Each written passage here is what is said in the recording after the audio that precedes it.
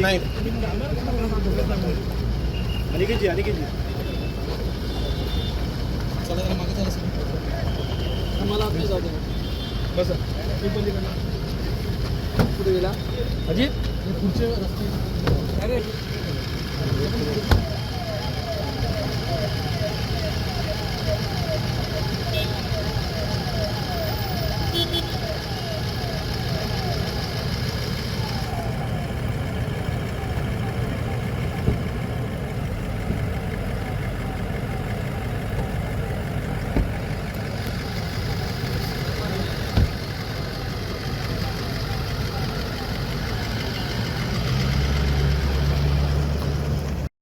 अनिकेतजी, आपण काल रत्नागिरीला उपमुख्यमंत्री सुमित्रा पवार ह्या आल्या होत्या आणि यांच्या गाडीचा आपण चालक म्हणून ड्रायव्हर म्हणून काम केलं आणि यावरती अनेक विरोधकांनी आपल्यावरती टीकाटिप्पणी केलेली आहे. याकडे कसं बघताय?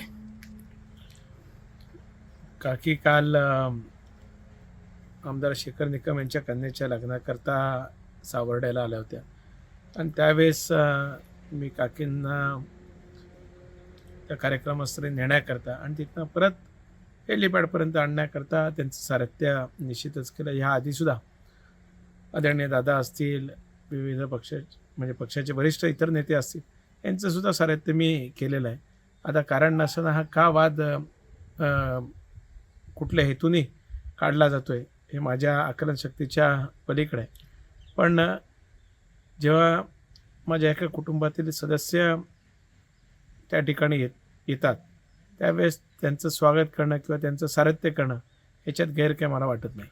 संजय शिरसाट असे म्हणतात की आपण शासकीय ड्रायव्हर असतानासुद्धा आपण त्याचा वापर केला आणि त्यांना उतरून आपण ड्रायव्हिंग केली, तर उद्या कोणताही अनुचित प्रकार घडला असता तर मग काय? आदरणीय संजय शिरसाट साहेबांनी एखाद्या पूर्णपणाने या घटनाक्रम त्यांना माहिती नसावा. खरं तर ते शासकीय वाहन नव्हतं, शासकीय कर्मचारी कुठलेही त्या वाहनावर नव्हते, ते खाजगी वाहन होतं. काकी येणार म्हणून मी त्यांच्या कार्यालयाशी संपर्क करून आम्ही एक खाजगी वाहन त्यांच्याकरता तिथे उपलब्ध केलेलं होतं आणि त्याआधी असं दादांकरता मी असेल, आदित्य असेल किंवा आम्ही सर्वजण करत असतो तशाच प्रकारचं नियोजन आम्ही करण्याचं ते केलं होतं. त्यामुळे शिरसाट साहेबांनी एखाद्या वेळेस माहिती नसताना अशा प्रकारे वक्तव्य केलं असतं. त्यामुळे शासकीय वाहन असतं आणि मी ती गाडी चालवली असते तर जरूर त्या बाबतीतली टीकाटिप्पणी होणं मी समजू शकलो असतो. पण खाजगी वाहनावर चालक म्हणून बसणं याच्यात काही गैर आहे असं मला वाटत नाही.